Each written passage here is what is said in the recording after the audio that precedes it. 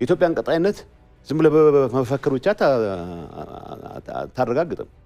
እንደ ስራዎች መሰራት የጀመሩት የጋራ ትርክት ይኖረን ወዘተ የሚባለው ለምንድን ነው እስካሁን ያልሰራናቸው ስራዎች ማለት ከተረት በዘለለ ኢትዮጵያዊነትን የሆነ መሰረት ላይ ማስቀመጥ መቻል አለበት እንደሚለማ የነገ ተስፋ የሱም ጭምር እንደሆነች ማሳየት መቻል አለበት ይሄ አጠቃላይ የጋራ ፕሮጀክት ማስፈጸም ህገ መንግስቱ በሚፈልገው ደረጃ ተፈጽሞም ቢሆን ኖሮ የሚጎሉም በርካታ ነገሮች ነበሩ ጊዜያዊ አስተዳደሩ ለምን እንደዛ ላይ የኔን ጭምር ካልከት ዳተኝነት ነው ፍርሃት ነው በሁሉም ተቀባይነት አግኝተ ለመቀጠል የሚደረግ ፍላጎት ነው እኔም ደፋር ሆኜ መታየት ፈልጋለሁ ድፍረት እኮ አይደለም የሚያስፈልገው በቂማ ተደፋፍረናል አሁን እንዴት ከማዕከላዊ መንግስት ጋር ተቀራርበህ ትሰራለህ